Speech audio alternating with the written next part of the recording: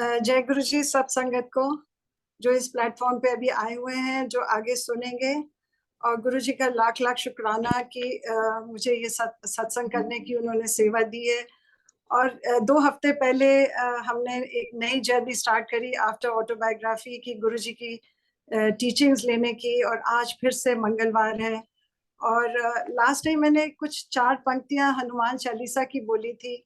और मैं आगे बताऊंगी कि बीइंग अ प्रैक्टिकल गुरु हमारे गुरु क्या कर सकते हैं। आज मैं फिर अपना सत्संग हनुमान चालीसा की कुछ 2 लाइनों से शुरू करती हूँ। और सबसे पहले, जैसे मैंने पहले बोला था कि हनुमान जी कहते हैं कि गुरु के चरणों की धूल से अपने मन के दर्पण को हमें साफ करना है। और कोई भी कार्य शुरू करने से पहले हमें गुरु का ध्यान करना है। तो आज हम सब गुरु जी का ध्यान करें कि हम इस सत्संग में बैठे हैं। और आप हमें आशीर्वाद दीजिए कि हम आपकी उस्ताद ठीक तरीके से कर सकें। और स्पेशली मुझे बहुत आशीर्वाद चाहिए, क्योंकि मैं इतनी बड़ी गुरु जी ने मुझे सेवा बख्शी है। और देखिए, आज मैं 4 पंक्तियां बोलती हूँ हनुमान चालीसा की। विद्या बुद्धिहीन तनु जान के सुमिरो पवन कुमार, बल बुद्धि विद्या देव मोहे हरो कलेश विकार। इसमें भी देखिए तुलसीदास जी क्या कहते हैं कि बुद्धिहीन होके आप ईश्वर के द्वार पे जाइए। और यही हमारे गुरु जी कहते थे कि आप अपनी बुद्धि को बाहर छोड़ के आए और फिर आप मेरे नजारे देखिए। और कहते थे कि मूर्ख के हम दास, आप मूर्ख बन के जाइए। और संगत जी, मैंने यही करा है कि मैंने अपने आप को, अपनी बुद्धि को बाहर छोड़ के मैं अपने गुरु के द्वार पे पहुंची हूँ। और ये मैंने उनकी टीचिंग को समझा है।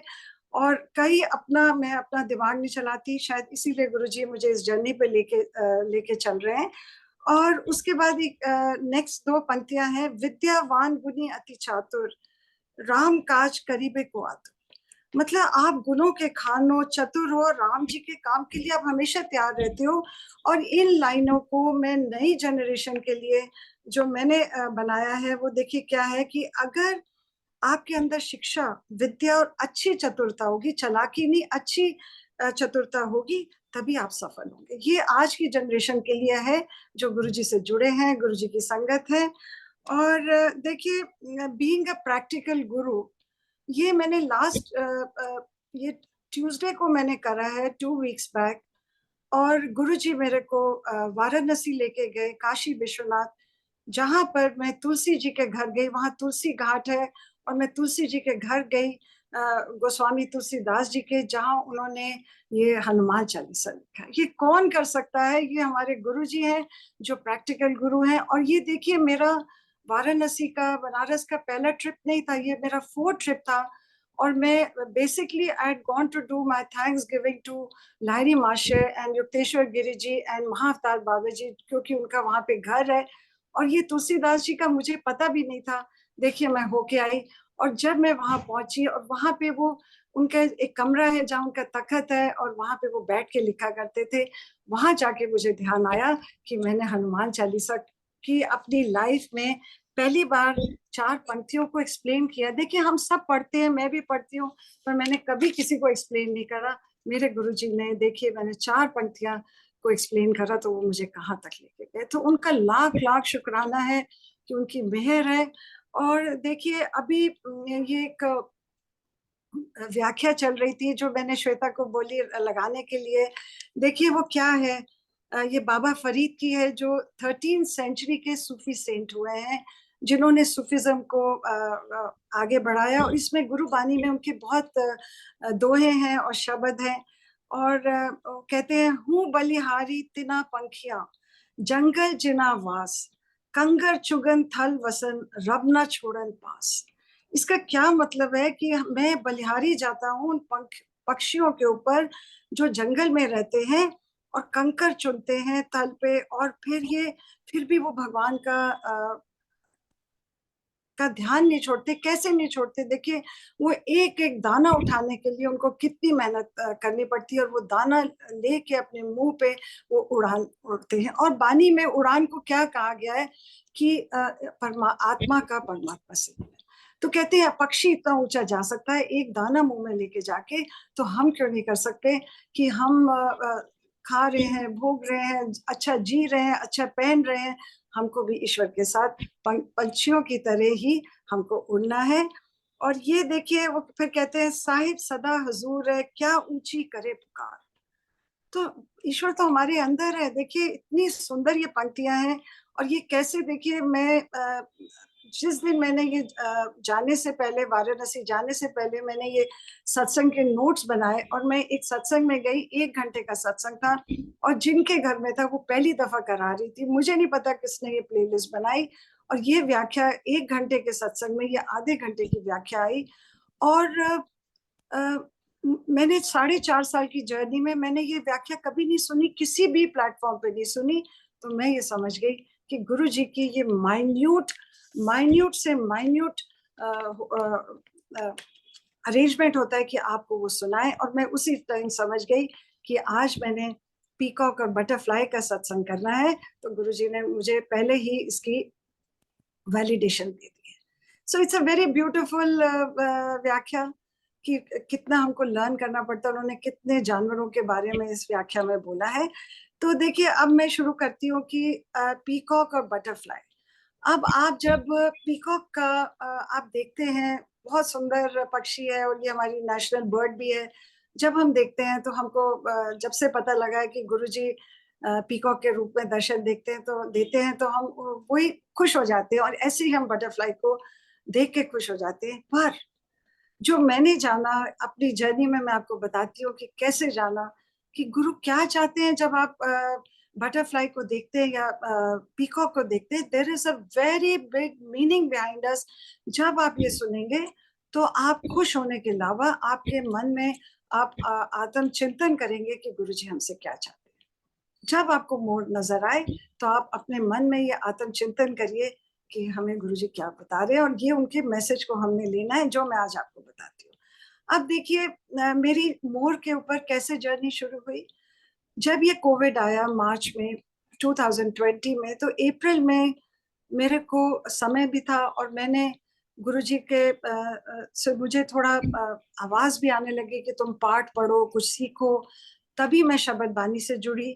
और देखिए जिस दिन एक दिन मैंने गुरुजी को कहा कि गुरुजी अब हमारे सत्संग जाने बंद हो गए। मैं नई नई जुड़ी थी, सत्संग का बहुत नशा हो गया था, वो बंद हो गया, हम घर में बैठे हैं। तो मैंने एक दिन उनको कहा कि गुरुजी मैं और आप बैठ के मैं अकेले करूंगी, और 1 घंटा मैं रोज आपके सामने बैठ के मैं सत्संग करूंगी। और मैंने प्ले लिस्ट लगाती थी।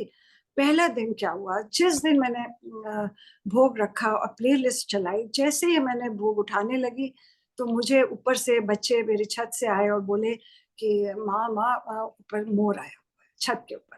तो देखिए मेरे को 1 सेकंड के लिए लगा, फिर मैंने सोचा कि कोविड है, बहुत पक्षी आसमान में ज्यादा उड़ रहे थे, और मैं डिस्ट्रिक्ट पार्क के ग्रीन बेल्ट के पास रहती हूँ, तो मैंने उसको ये समझा कि शायद इसलिए आ गया। उसके बाद मैंने मेरे घर में कभी नहीं आया, तो उसको मैंने ये समझ के और गुरुजी का मैसेज नहीं समझा। उसके बाद आप देखिए 2-3 दिन के बाद, जहां मैं गुरुजी की चाय बनाती हूँ, उस काउंटर के ऊपर के पीछे एक लकड़ी की जो हमारी किचन कैबिनेट है, और दीवार के बीच में एक मोर का पंख चिपका हुआ, ऐसे स्टक हुआ था दोनों, एक दीवार और अलमारी के बीच में, जैसे किसी ने आके चिपकाया हुआ है। तो जब मैंने ये देखा चाय बनाते वक्त, तो मुझे कुछ कुछ समझ आने लग गया कि Guruji is trying to tell me, पर फिर भी मेरी उस टाइम कोई इतनी बुद्धि नहीं थी कि मैं उनके मैसेज को समझूं, और वो शायद अभी मेरा समय नहीं आया था। तब मैं गुरुबानी से जुड़ी और मैं रोज अपना सत्संग करने लगी। अब देखिए मुझे अ, फिर मेरी जोत में दर्शन आने लगे, बहुत दर्शन आते थे कि जो मुझे शुरू में समझ नहीं आते थे, फिर समझ आने लग गए। अब देखिए गुरु जी ने मुझे बहुत ब्यूटीफुल 7-8 मोर के दर्शन दिए, वो मैं आपको बताती हूँ, जो कल मैंने प्लेटफॉर्म पे शेयर भी करे हैं, सब दिखाए हैं। अब देखिए पहला दर्शन उन्होंने मुझे क्या दिखाया कि वो चारों तरफ है और मोर नाच रहा है, ब्यूटीफुल दर्शन। उसके बाद उन्होंने फिर क्या करा कि एक उन्होंने मुझे दर्शन दिए कि जिसमें वो लेफ्ट साइड पे खड़े हैं, और राइट साइड पे बहुत बड़ा मोर उनके बराबर खड़ा हुआ है। और फिर तीसरा दर्शन उन्होंने मुझे दिया कि बर्फ का शिवलिंग है, उसके ऊपर मोर खड़ा हुआ है, गुरु जी साथ में है। चौथा दर्शन उन्होंने मुझे गोल्डन पीकॉक के दिए, जिस पे गुरुजी, उनका जो मोर का सर है, वहां गुरुजी का फेस था। उस फिर एक उन्होंने मुझे दिया मोर, जिसके ऊपर गुरुजी पूरा साक्षात बैठे हुए हैं। और एक बार वैंकूवर में सत्संग हो रहा था, तो वो जिस संगत को उन्होंने गेस्ट को बुलाया हुआ था वो नहीं आ सके, वो पुरानी संगत थी। तो वहां के जो कोऑर्डिनेटर हैं उन्होंने मुझे देख लिया कि मैं इस प्लेटफॉर्म पे हूँ, तो उन्होंने मुझे बोला कि आंटी जब तक वो नहीं आते आप एक छोटा सा सत्संग शेयर करिए। मैंने उनके प्लेटफॉर्म पे कभी नहीं किया, उन्होंने पता नहीं शायद मेरा नाम देख लिया। अब देखिए ये जो मोर का है, ये मैंने 2 दिन पहले किसी ओपन प्लेटफॉर्म पे 5 मिनट का मोर का सत्संग किया था, तो वो मुझे याद था। तो वो मैंने मोर का सत्संग उस प्लेटफॉर्म पे किया जब तक वो गेस्ट नहीं आए। आप देखिए बाद में मैंने देखा गुरुजी ने साक्षात मेरी दीवार पे मोर के पूरा लंबी लाइन मोर की दिखाई। आप ये देखिए कि वो इसका क्या मतलब है कि गुरुजी आपका हर सत्संग सुनते हैं, वो विराजमान है। He proved it again again and again, he proves कि मैं तुम लोग के सबके सत्संग में मैं विराजमान होता हूँ।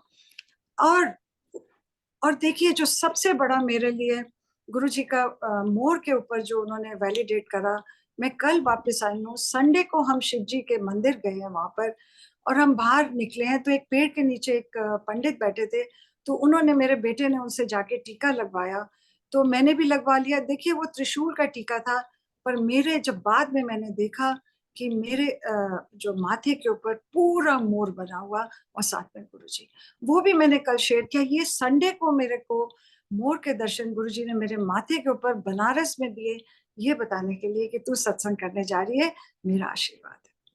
और क्या कहेंगे ऐसे गुरु को, ऐसे गुरु को बल बल जाए जिसको हर हर माइन्यूट हर चीज का पता है। उन्होंने, ये उनकी ब्लेसिंग है जो मैं इस लायक हूँ कि मैं ये सत्संग कर पा रही हूँ। अब देखिए आज भी सुबह मैंने अपने पुराने दर्शन में देखा, एक नीचे और भी मोर के दर्शन आए हुए।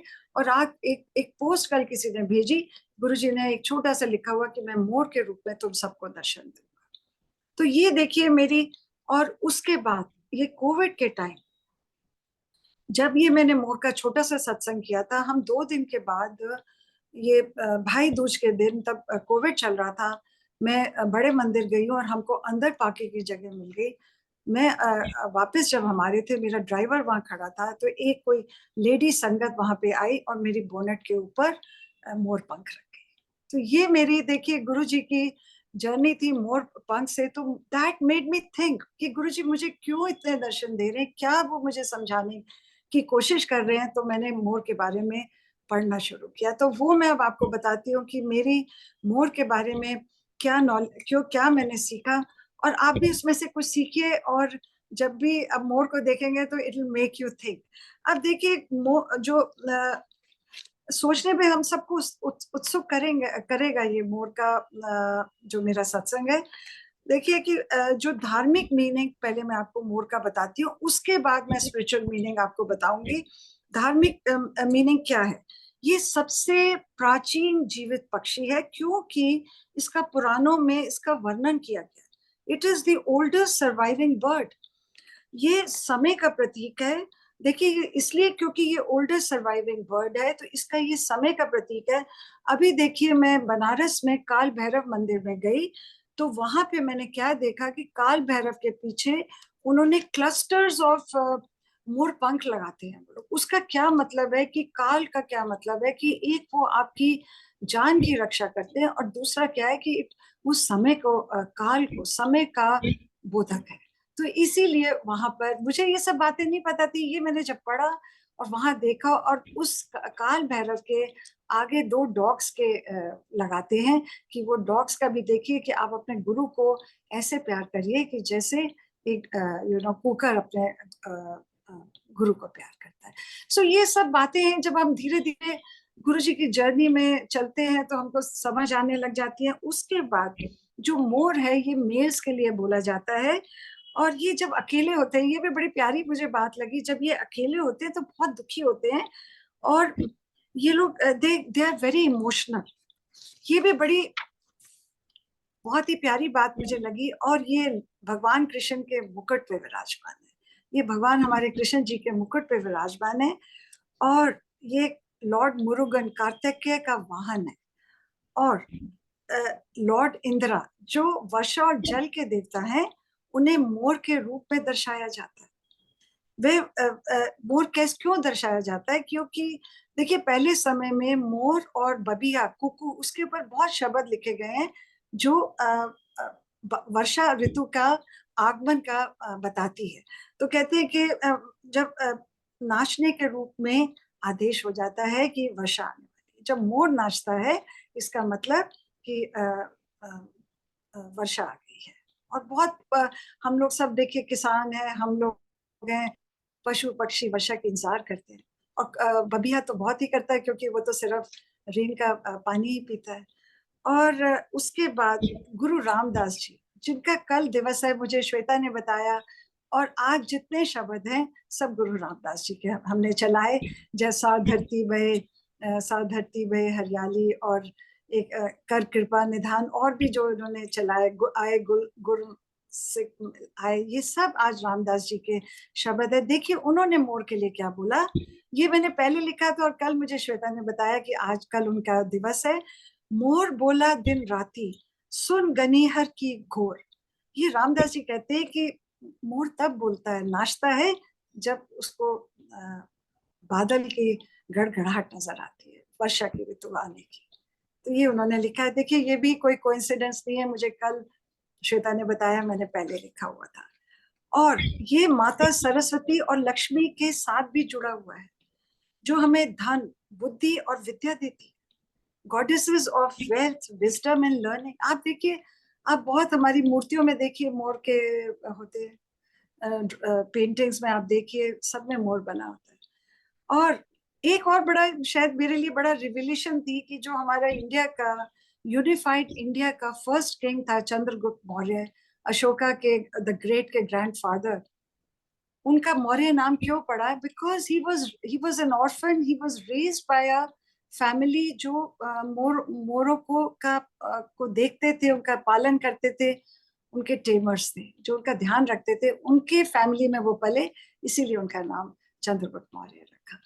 तो ये देखिए ये जो है ये धार्मिक इसका है। और अब मैं आपको आती हूँ कि मोर के different parts of the body हमें क्या बताते हैं। अब आप ये देखिए, सबसे पहले इसकी बड़ी आंखें होती हैं और बड़ा सिमेट्रिकल बॉडी होती है, संतुलित सुडौल बॉडी होती है। ये क्या, और इसकी बहुत सुंदर टेल होती है और फेदर्स बहुत सुंदर होते हैं। और ये जहर भी खा लेता है। देखिए और चीजें भी खाता है, पर जहर भी साथ खाता है। और ये क्या इंडिकेट करता है, आप देखिए, मैं आपको बताती हूँ। जो इसकी बड़ी आंखें हैं, ये इसका मतलब है हमें जागृत होना है, अवेकन होना है। देखिए हम गुरु जी से जुड़े हैं तो क्या हो रहे हैं, हम अवेकन ही हो रहे हैं। और उसके बाद जब ये डांस करता है तो हमें इसका क्या मतलब है, it indicate celebration of life.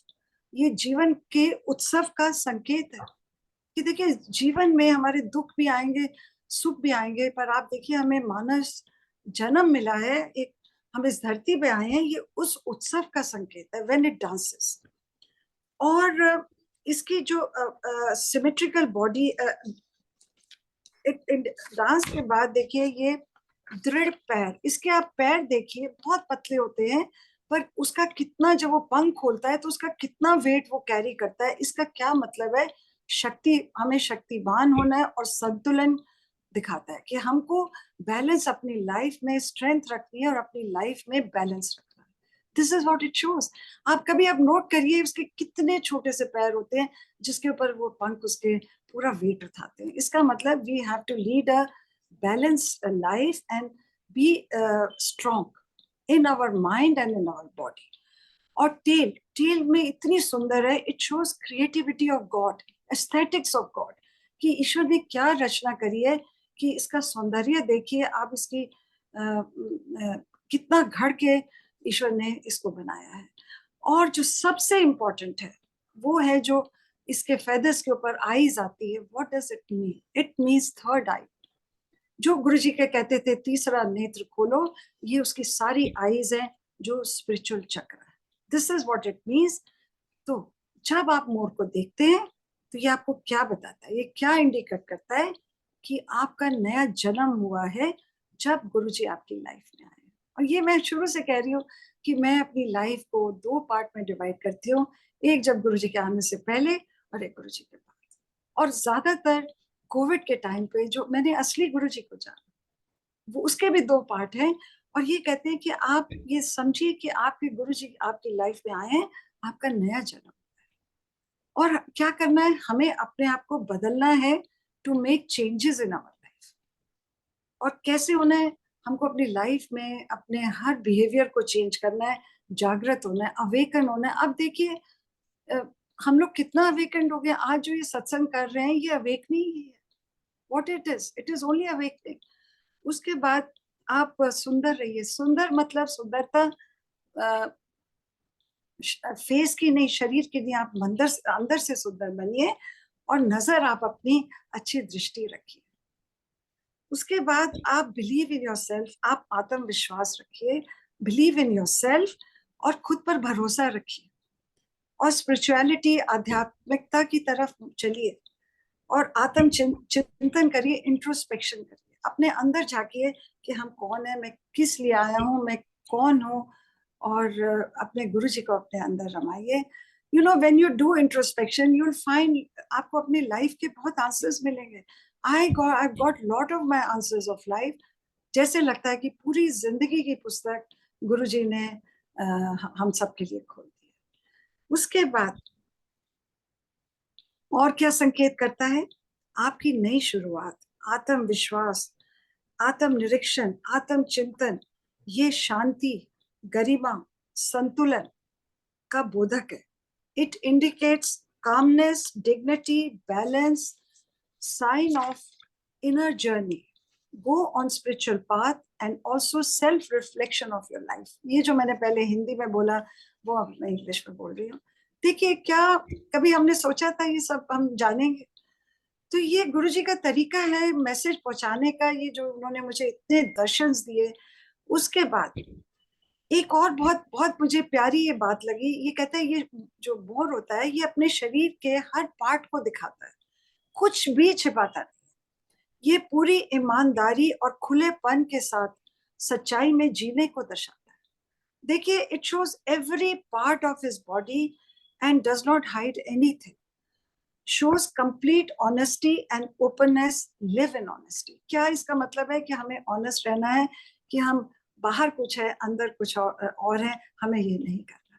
ये गुरुजी की सीख है जो हमें मोर सिखाता है, और ये पूरी ईमानदारी और खुलेपन के साथ सच्चाई से जीने को भी दर्शाता है। So beautiful.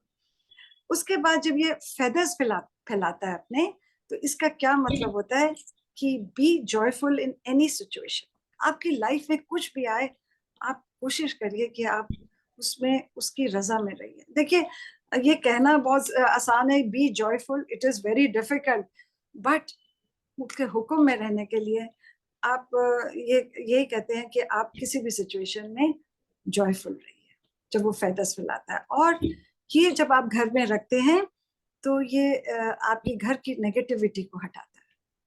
तभी देखिए आप घर में हम सब लोग अब रखते हैं, और ये एनवायरनमेंट को सुंदर बनाता है। ऐसे ही हमें अपने और दूसरों के जीवन को सुंदर बनाना है। तो क्या मैसेज है हमारे गुरु का? सत्य में जियो, live in truth, balance in life. जीवन में संतुलन रखिए, चाहे वो किसी भी चीज का संतुलन हो, भोजन का हो, रहन सहन का हो, आप मुख से क्या बोलते हैं, आप औरों के साथ कैसे बिहेव करते हैं, आपकी जेलसीज हैं, ये सब में आप अपने को रोकिए और अपनी लाइफ को संतुलित करिए। ये हमारे गुरु हमसे चाहते हैं।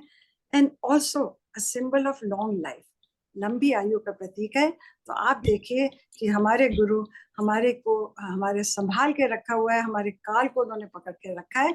तो हमें एक हेल्दी और दीर्घ लाइफ देंगे, ये मैंने इस से जाना। और एंड में मैं एक बड़ा वही प्यारा शब्द है जो आप सबने सुना होगा, गुरु गुरु कर मन मोर, गुरु बिना मैं ना ही होर, गुरु की टेक रहे दिन रात, जाकी कोई ना मीटे दात। आप देखिए, आप जैसे मोर नाचता है, आप भी वैसे ही नाचिए और खुशी से आनंद लीजिए, लाइफ को आराम मजे से जिए। और आप एक और बहुत बड़ा लेसन है कि जब प्रकृति ने हमें सबको बनाया है, इंसान को, ऐसे सुंदर पशु पक्षी और पौधे, और सब में ईश्वर को देखिए। तो हमारे गुरु हमसे क्या कहते हैं कि सीक द स्पिरिचुअल जर्नी। आप जर्नी में स्टार्ट हो जाइए, जो हम कर रहे हैं, साथ संगत में रहिए and join like minded people. देखिए अब सब पुराने साथी छूट गए, क्यों छूटे?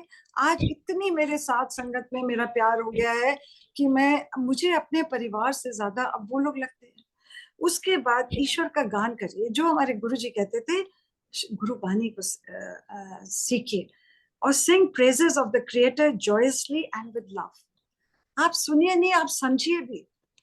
और उसके बाद आध्यात्मिक धन इकट्ठा करिए, अमास स्पिरिचुअल वेल्थ, और ईश्वर की रचाई सृष्टि का आनंद लेते हुए हर प्राणी में से देखिए। सो आप देखिए कितने बड़े मैसेजेस निकले हैं, and I am sure it will make you think.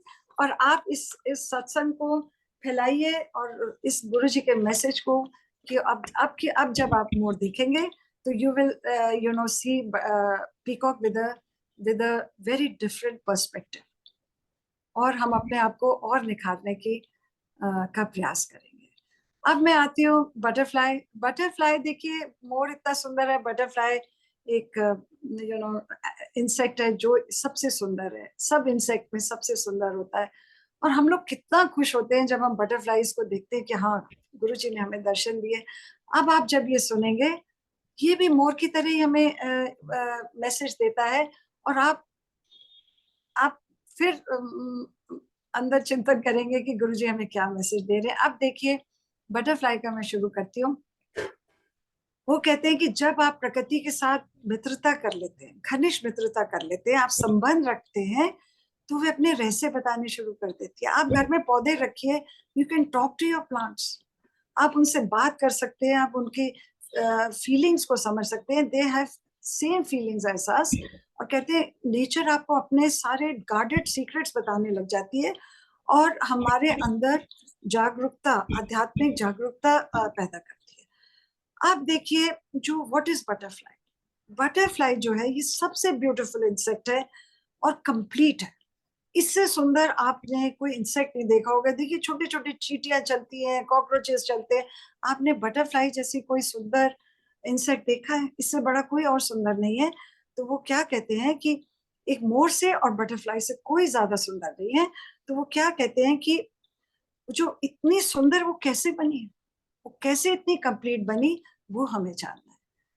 और देखिए इतनी इतना सुंदर बनने की उसकी क्या जर्नी है, उसकी क्या लाइफ है। देखिए उसकी बटरफ्लाई की बड़ी अमेजिंग लाइफ साइकिल है। उसके 4 साइकिल्स होती हैं। जो सेकंड साइकिल होती है दैट इज ऑफ कैटरपिलर। जो कैटरपिलर होता है, देखिए वो उसकी पूरे लाइफ स्पैन में वो सबसे ज्यादा कैटरपिलर जीता है, और बहुत भोगता है, बहुत खाता है, और लेयर्स बदलता है, थाउजेंड्स ऑफ लेयर्स बदलता है, और जहर भी खा लेता है। और it has a very long life, 6 months 8 months, उससे भी ज्यादा होती है। और कहते हैं जब वो इतना थाउजेंड्स ऑफ टाइम्स उसका बॉडी मास बढ़ जाता है, और वो अपने आप को बचाता है, और पक्षियों से कि कोई उसको खा ना ले, इतना उसके अंदर अपने आप को बचाता है, और अपनी लेयर्स को ड्रामेटिकली चेंज करता है 3-4 दफा अपनी लाइफ साइकिल में। उसके बाद वो जहर भी खा लेता है, इतना भोगता है। उसके बाद उसको नहीं पता कि वो क्या बनने वाला है। और देखिए कैटरपिलर जब इतना खा खा के कुपा बन जाता है, उसकी 3rd स्टेज होती है, और वो फट निकल के बटरफ्लाई बनती है। और उसको नहीं पता कि मैं इतना सुंदर बनूंगा। और देखिए हम भी क्या कर रहे थे, हम भी लाइफ में भोग रहे हैं, खा रहे हैं, पी रहे हैं, घूम रहे हैं। हमको नहीं पता कि हम कितने सुंदर बन सकते हैं, और ये हमें गुरुजी अब सुंदर बना रहे हैं। देखिए ये मैंने समझा है कि हम लोग को इतना कुछ समझ आ रहा है, बानी से जुड़ गए, सोल की जर्नी समझ आ रही है, सत्संग सुन रहे हैं, हमारा व्यवहार बेटर हो गया। तो ये क्या है, ये हम लोग अपने आप की हम अपने आप को चेंज कर रहे हैं। जैसे बटरफ्लाई ने अपने आप को नया रूप दिया, हम भी अपना नया रूप दे रहे हैं। उसके बाद जब आप बटरफ्लाई को देखते हैं, ये क्या इंडिकेट करता है? ये स्पिरिचुअलिटी का प्रतीक है। सबसे बड़ी ये बात है कि मतलब हम ये स्पिरिचुअल पाथ पे जा रहे हैं कि हमें जाना है, अगर हम नहीं गए। उसके बाद अपने अंदर आप बदलाव लाइए। नई जर्नी की शुरुआत है, जो आध्यात्मिक हो, स्पिरिचुअल हो, आप लंगर की सेवा करिए, कुछ भी करिए, ये आपकी नई जर्नी है। और गुरु जी कहते थे कि मैं कार्य और कर्म को देखता हूँ। और संगत जी, जिस दिन आप कार्य और कर्म करेंगे, मैंने देखा है कि गुरु जी हर हर समय हमारा इम्तिहान लेते हैं और हम उसमें पास होते रहते हैं, तो हमारी जर्नी को बढ़ाते हैं। ये मैंने देखा है उनके उनके साथ, ये मेरी आध्यात्मिक स्पिरिचुअल सब जर्नी में मैंने ये एक्सपीरियंस किया है। उसके बाद हमारे अंदर sign of change, what is, आप इसका क्या मतलब है? जब आपके आगे तितली मंडराती है तो इसका मतलब क्या है? कि आपके आसपास, आपके अंदर स्पिरिचुअल एनर्जी है जिसको आप निखारिए, और उसको ग्रहण करके आपके थॉट्स जो चल रहे हैं उसका आपको जवाब मिलेगा। कहते हैं ये आपको एनर्जी देती है। एंड उसके बाद क्या है कि एक और बड़ी प्यारी बात, ये मैंने किसी ने बोला है, ये मेरे अपने नहीं है, ये मैंने यूट्यूब में पढ़ा। अब मुझे मैं सिर्फ उन्हीं को कोट कर रही हूँ। वो कहती है कि जब आप तितली देखते हैं तो यू फील कि angels are around you and your loved ones are remembering you. आपको, आपके जो आपको प्रिय हैं, आपको याद कर रहे हैं। और कहीं मैंने, उसी ने बोला कि जब आपको येलो तितली नजर आती है, जो मेरा फेवरेट कलर है, वो कहते हैं खुश रहिए, पॉजिटिव एटीट्यूड रखिए। और ऑरेंज क्या क्या क्या मतलब है? Excitement, encouragement. और वाइट का क्या मतलब है? वाइट तितली नजर आती है तो स्पिरिचुअलिटी की तरफ चाहिए। और ब्लैक और ब्राउन जो बहुत लोग कहते हैं हमें नजर आती है, उसका मतलब अपने रिश्तों में आप इम्प्रूवमेंट करिए, आदतों में बदलाव करिए। ये किसी ने बोला है, जो मैंने निकाला है। अब आपकी मर्जी, आप इसको लीजिए या नहीं लीजिए। ये मेरे लिए भी पहली दफा मैंने ये पढ़ा। अब देखिए हमें क्या सिखाती है बटरफ्लाई, कि हमारे अंदर, सबके अंदर ट्रांसफॉर्म करने की शक्ति है। हम सब कैटरपिलर्स हैं, हमें अपने आप को डिस्कवर करना है, अपने अंदर की परतों को खोलना है, अपने अंदर की लेयर्स को उतारना है और अपनी लेयर्स को अनकवर करना है। इनकी गांठों को हमें तोड़ना है बिल्कुल। और वो क्या है?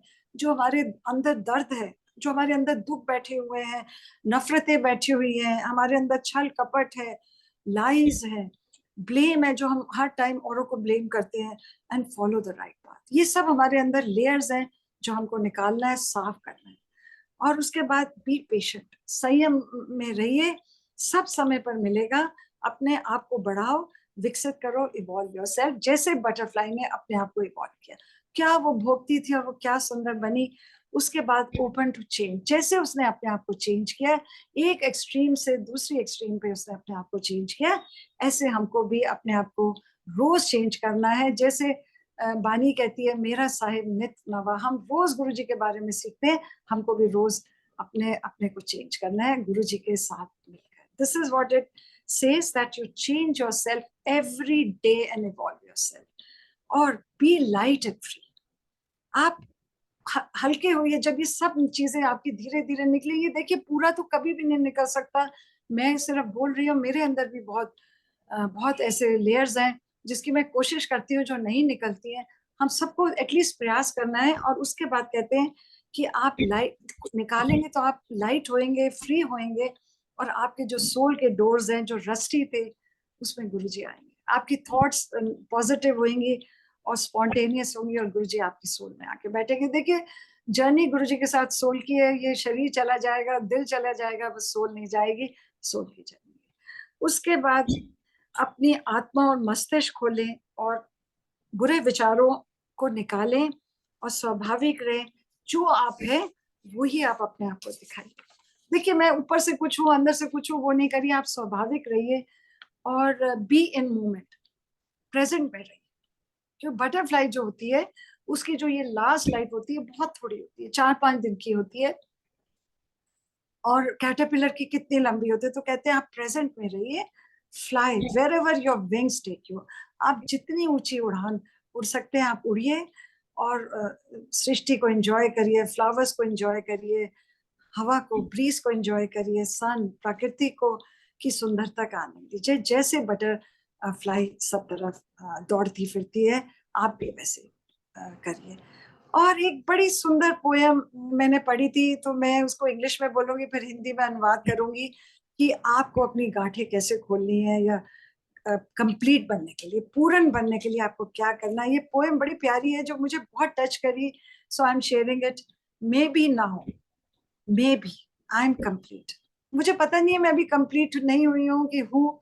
I just have to uncover the bits and pieces of me that I had hid because I thought they were ugly.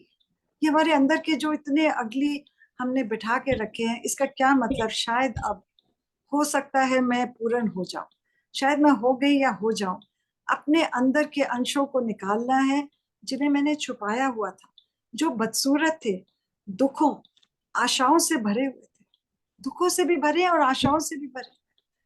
इन सबको हमें निकालना है। ये बहुत प्यारी पोएम मुझे लगी। और हमें क्या अनकवर करना है? जो हमने छोड़ा हुआ था, अबैंडन किया हुआ था, जो हम औरों के लिए जी रहे थे, हमने अपने आप को आर्टिफिशियल लाइफ में जी रहे हैं। हम वो नहीं है जो हम लोग को दिखा रहे हैं। उसके बाद जो हमने छुपाया हुआ था, अपने दर्दों को छुपाया हुआ था, कितनी चीजें हम लाइफ में करना चाहते हैं जो हम भूल गए, और कुछ हमने किया ही नहीं। अपने अंदर के टैलेंट को निकालिए। देखिए, मैंने आज तक कभी किसी किसी के सामने नहीं बोला था। आज देखिए, गुरुजी ने मुझे इतनी शक्ति दी है कि मैं आपके सामने बोल रही हूँ, और गुरुजी ने मुझे नाम दिया, मेरी आवाज को अमर कर दी। ये कौन कर सकता है? ये मेरे अंदर का उन्होंने टैलेंट निकाला। मुझे नहीं पता था कि मैं बोल सकती हूँ, और उनकी कहाँ मुझे लेके गए।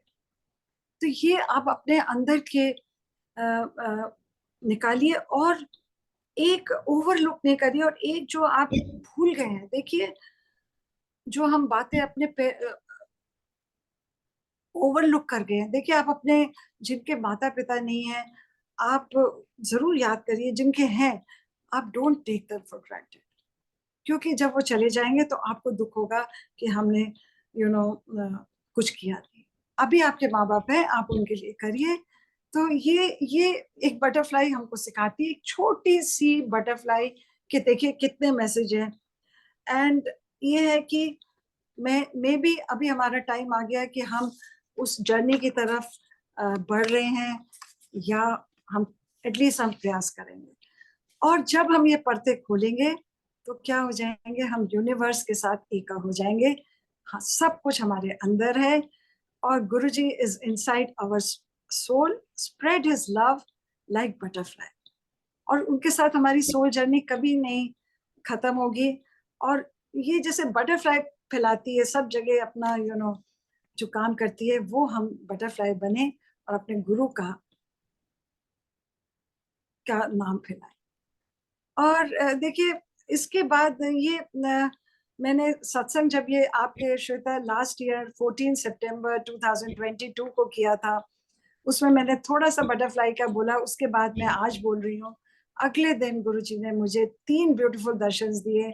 एक छोटा सा कैटरपिलर दिखाया, फिर बढ़ते हुए दिखाया, और फिर बटरफ्लाई बनते हुए दिखाया। तो उनको सब पता है, ये उनकी दी हुई कृपा है कि उन्होंने मेरे को चुना है कि मैं आज इसके बारे में बोलूं। और जो सबसे बड़ा जो मैंने सीखा, आपको ये मैं उसमें एंड करूंगी कि आप हैरान रह जाएंगे। जो ऑटोबायोग्राफी ऑफ अ योगी में एंड में, जब युक्तेश्वर गिरि जी की अपना मानव चोला छोड़ देते हैं, और वो परमहंस जी बॉम्बे में होते हैं, और वो उनको आके होटल के रूप में इंसान के रूप में दर्शन देते हैं। तो परमहंस जी उनको बहुत गले लग के बोलते हैं कि आपको तो मैंने बेरिट कर दिया था, दफना दिया था, क्योंकि गुरुओं को दफनाया जाता है। तो कहते हैं कि आप कैसे आ गए, आप कौन है? तो वो बताते हैं कि मैं एस्ट्रल वर्ल्ड में हूँ, और मैं वहाँ की सोल्स का जो मैं धरती पे काम करने आया था, मैं वहां की सोल्स को करने आया हूँ। और मैं जब भी तुम मुझे पुकारोगे, मैं आऊंगा, इसी रूप में आऊंगा। I can materialise dematerialise my self जब तुम मुझे पुकारोगे। पर हमारा लाइफ का पर्पस क्या है? वो देखिए, वो क्या कहते हैं कि हमें एस्ट्रल वर्ल्ड में भी नहीं रहना, कि हमें मुक्त होना है। ये युक्तेश्वर गिरि जी उनको कहते हैं कि परमहंस जी को, कि हमें आत्मा हमेशा के लिए हमें मुक्त होना है, और हमें सर्वव्यापकता की तितली बनना है, जिसके पंखों में सूर्य, चंद्रमा और तारे जड़े हैं, और परम तत्व के साथ एक होकर हमें विलीन हो जाना है। और यही देखिए, अभी आपके एंड में शब्द चला, ज्योति ज्योत रल जाएगी। सो व्हाट, देखिए एक बटरफ्लाई का ये कहाँ से कहाँ गुरुजी ने मुझे पहुंचाया। और जब ये मैंने ऑटोबायोग्राफी की, ये मुझे याद था कि बटरफ्लाई के लिए बोला था उन्होंने, इसका क्या मतलब है कि हमें बिल्कुल मोक्ष प्राप्त करना है, वो हमें ये गुरु दे सकते हैं। फाइनली, मैं इंग्लिश में इसको ट्रांसलेट करती हूँ। Finally we both shall merge once the soul is out of three bodies and becomes ever existent. Behold the butterfly of omnipresence, its wings etched with stars and moons and suns, becomes one with the infinite without any loss of individuality. मतलब हम कुछ नहीं रहेंगे, हम सिर्फ ईश्वर में विलीन हो जाएंगे। तो ये देखिए मेरा सत्संग था। वो कहते हैं ना, शरीर मुख चांदे हैं पर आत्मा अमर है, जिसके अंग संग प्रभ है तो किसका डर है। तो आप देखिए एक दो ब्यूटीफुल पक्षी और इंसेक्ट हमको कहाँ तक सिखाते हैं। तो आप देखिए, अवेकनिंग करिए और हम बहुत बहुत कुछ हमको नेचर और सब सिखाएगी हमको। So thank you very much. ये मेरा सत्संग था और गुरुजी का लाख लाख शुक्राना।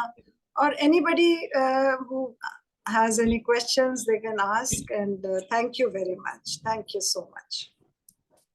अनंतम शुक्राना गुरुजी महाराज, आंटी जी आपका।